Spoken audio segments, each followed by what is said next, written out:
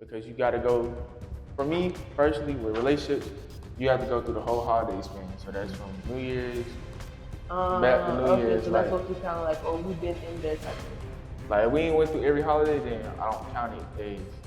Rather than even more like, oh, like sneaky link, like, oh, that's supposed to norm now. It should not be normal. Bills got to be paid, all that got to be paid. So if I just got to cut you out my life, save a little money, please let me know. Does the concept of a soulmate limit our ability to build stronger connections with different people? Oh, Yeah. wait, read that again. I had to process that real quick. Hold up to the light. Does the concept of a soulmate, is in quotation marks, Oh, well, not in bold. Okay. limit our ability to build stronger connections with different people? Oh, wow. That's a doozy. That's a rock and a hard place right there. Okay, I guess let's define what a soulmate is first, so that we can better answer that question. So, for me, a soulmate would be somebody who makes my soul feel at ease, someone who I don't have to struggle with, someone who I don't have to, it's not hard to communicate or spend time with, someone who's willing and okay to always choose me every single time. Like, that's my soulmate, that's my mate, that's my person. So that's how I would define a soulmate. I don't know. Just on record, I suck at picking soulmates. So yeah, as we heard, yeah. So, a soulmate to me is, I guess I have to describe it like through movies and to like my parents, because I got like older parents. So I may be a 2000 baby. For all y'all out there, forget y'all. 2000 is still considered 90s, because y'all thought the world was ending. Like 2012, yeah. But anyway, soulmate for me is like that 90s love. Like in the 90s, love was like period. And if it didn't work, you see how far it took for them to realize it didn't work. Yeah. Nowadays, people start dating, I want to say about a week, 6 months later, engaged, another 6 months married. Then 2 months later, divorced. Yep. But now for real though, a soulmate to me is like 90s love, like love and basketball. Like, ooh, no, we can pick up. Not love and basketball. We can pick up, like a soulmate is somebody that like, it's gonna be good times, it's gonna be hard times, but I can always rely on you to like be there. Not no love and basketball though. That was a toxic dynamic. It would. Yeah. But their souls were in two different eras and time periods. So once they finally met, they needed healing for that. They needed therapy for that. I ain't gonna lie to you. So them two.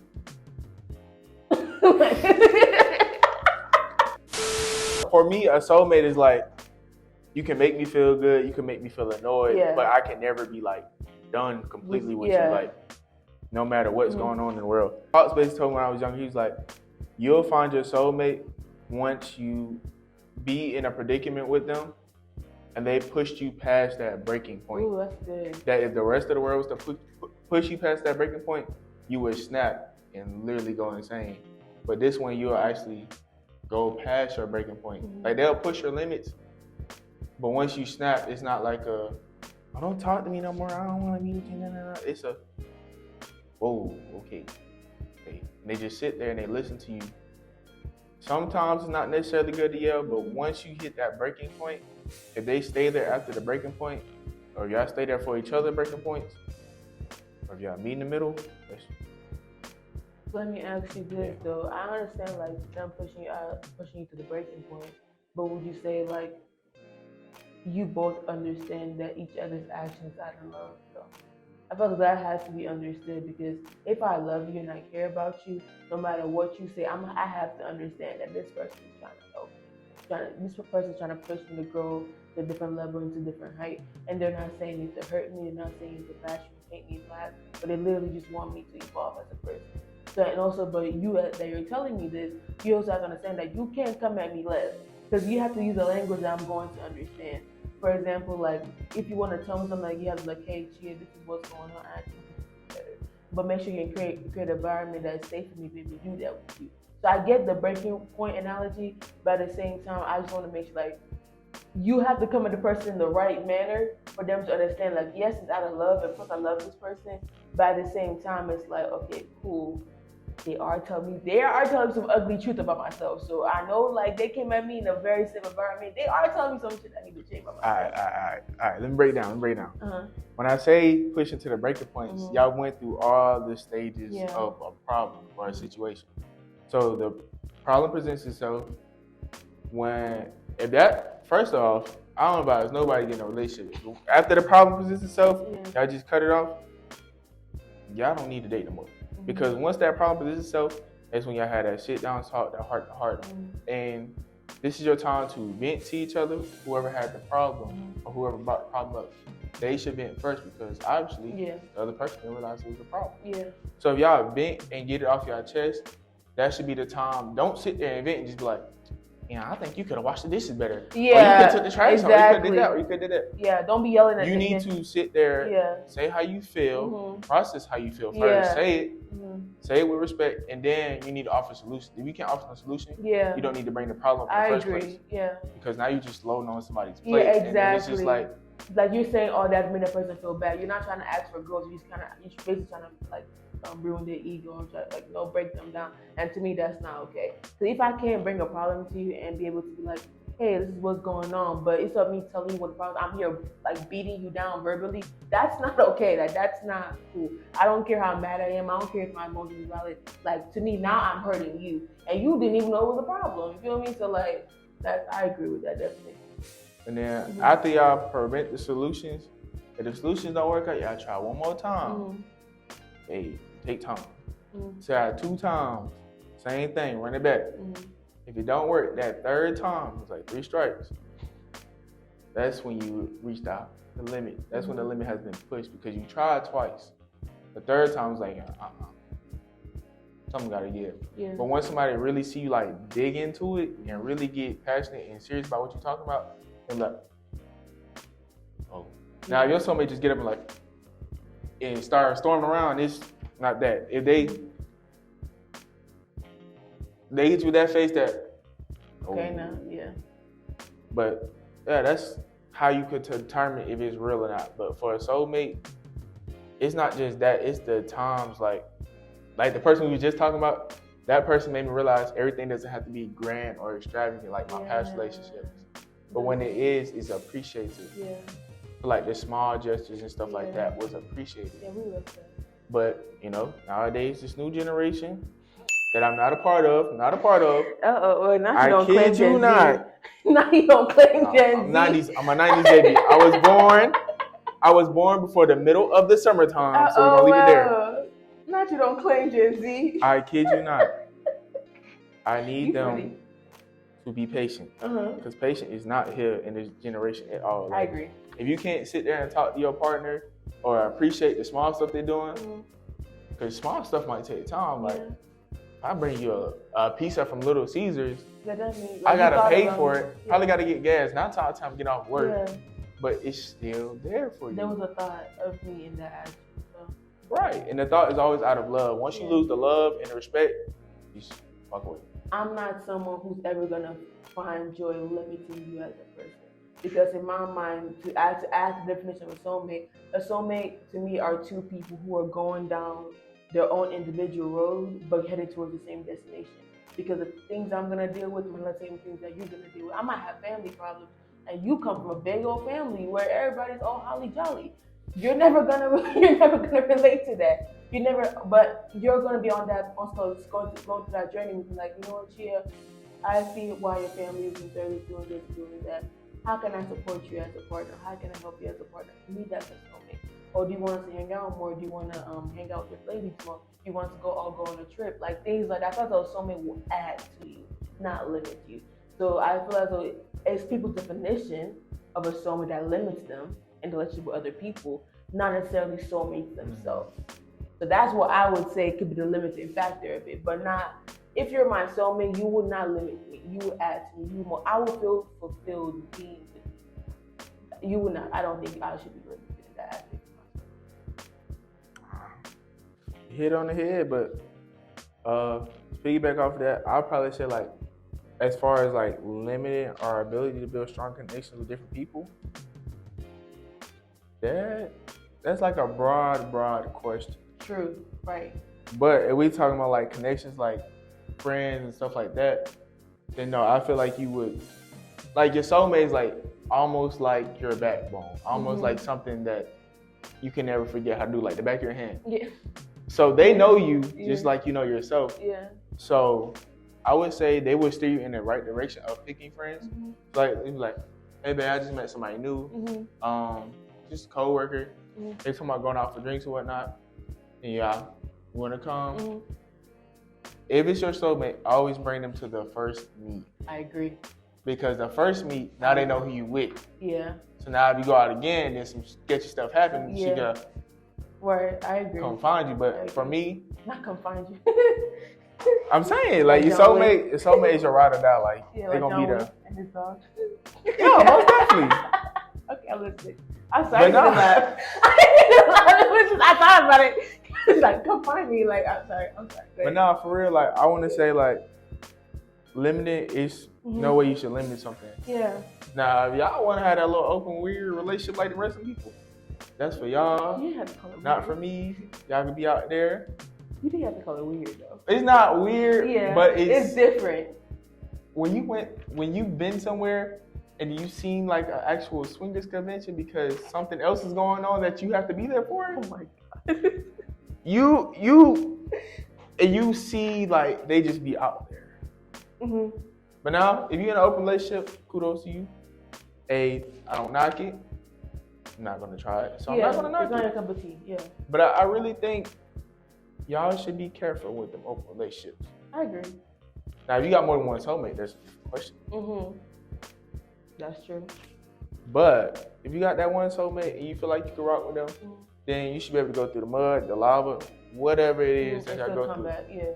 Now, even if y'all gotta separate. Yeah, for a little bit. Yeah. And meet back, just like how you said the paths are going to the same destinations. Yeah.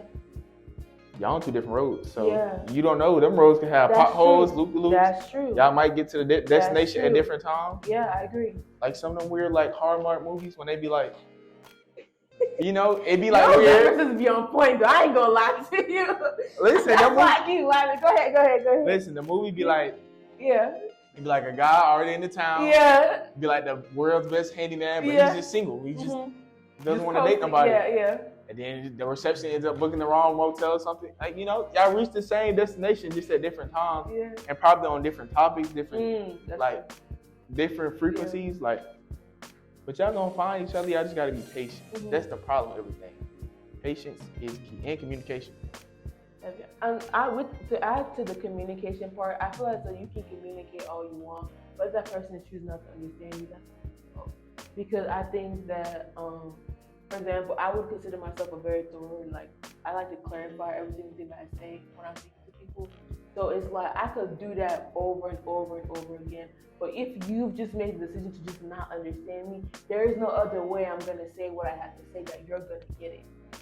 That's just it. So I think that's a sad part about reality and dealing with different people is that some people are just okay not understanding you, and that's not your fault. And I think even though you communicate and you say all those things, it's also important for that person to understand you because this is supposed to be your soulmate. I feel as though your soulmate should understand the language that speaks to you and should understand that whatever you're saying to that person, it's all out of love. And even if you might not agree with it, you should be able to at least respect it. I'm heavy on respect. I think you should be able to, I might not agree with you or your point of view or your lifestyle, but I can respect you. You should do your own thing. Like and thrive in different settings and relationships. So who is the person and what's their counsel? So I think that should be a conversation that should be had initially in that relationship too, because that could also be another limiting factor to have a strong connection with others. So that's a different perspective to look at it too, because it depends on the person. Because I could be polyamorous, I'm not. I could be polyamorous and you could be monogamous and you be like, hey, I want to date you, blah, blah. I'm like, okay, cool, but I have a soul tie with somebody else. And you're like, okay, but I want a soul tie with you. But no, but I like somebody else. You could be another soul tie, but no, I don't want to share you with anybody else. I'm like, but no, we're not sharing each other whenever I'm with you. I'm with you when I'm with them. But you don't feel comfortable with that. And that makes you feel limited. to me, it's just like I feel limited because now I have to go along with your lifestyle, with your social thinking to be able to accommodate your needs. So we're both like over time we're gonna resent each other because again we're not helping or growing or adding to each other. We're just doing to each other in the process. That makes Most sense. definitely. I think the biggest question that needs to be had before anybody gets into like this soulmate concept Yeah. is talking like how we did earlier, talking about what is a soulmate to you. Yeah. That's like a big conversation that needs to be had in a relationship. I agree. I'd say about 6 months, a little bit farther than that. Mm. But yeah, most definitely. But Like 6 months into it or 6 months before? like into it. Or like that could be like a before question, That's like a before question. But it could, like I said, if it starts 6 months? Half a year? This is what I'm saying. Remember what we talked about earlier? If it starts off as a sneaky link and then turns into something serious, okay. And it's a lot of point of views. I'll give you that. Like you get like I said, that's why I like 90s love, because now love is like such a complicated thing. Yeah. Because now it's like multiple different views and different types of relationships. Mm-hmm. So for the most part, I just think like that's a question that needs to be had. Mm-hmm. And you'll know when it's the right time to ask that question because you'll start feeling like yourself getting more serious, more wanting to do things and stuff like that. But I think if you really mess with that person, there should be no wrong time asking that person. I do agree that should be earlier. That's me personally. I would love to have. Should be earlier. Right before we say you're my boyfriend, I'm your girlfriend. That should be way. Just don't spook them. Just like not spooking. You shouldn't be spooked. Why are you being spooked? I'm asking you. So imagine we both on a date and I just came out and saying, "Hey, what does the soulmate mean to you?" Honestly, I would eat into that. I would love that. I would actually eat that. Like I would love that. I actually would. I'm not even gonna lie to you, because I'm someone who likes deep, meaningful conversations. I love getting to know people. I love understanding what makes people tick. I like knowing the concept and the background behind some people. That too. Like, that making people tick. That conversation needs to be had day one. I would love that. If a guy took me on a date and that was the first question he asked me, and we actually were genuine and honest with each other, I would actually really love that. Like we might not end up being together, but he would always have a level of respect because he was honest and genuine from the jump. Like to me, I love that.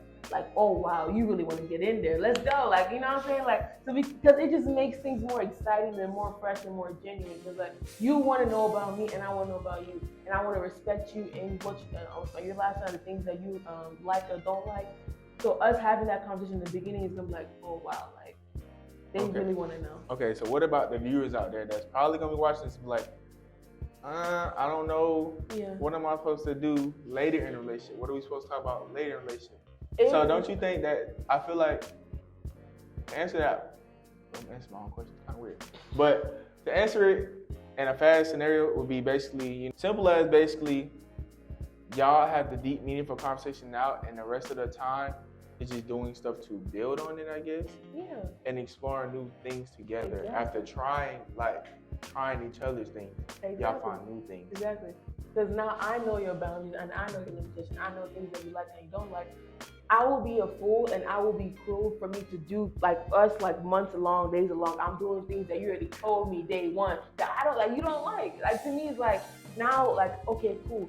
Ryan likes this, so I can go ahead and like do this and do that and do this. And I know he's gonna appreciate it and like this. I'm like, okay, cool. Let's try something new. And he's gonna like, okay, cool, Chia, I see where you're coming from. But at the same time, it's like you could have done it this way. Okay, cool. Like I think like if you're really deep and genuine with each other, there will be no time where you cannot find something to talk about. There's always something to talk about. Like we are multifaceted people. There is something to talk about. There's something. And I'm trying to grow old with you. I'm going through life with you.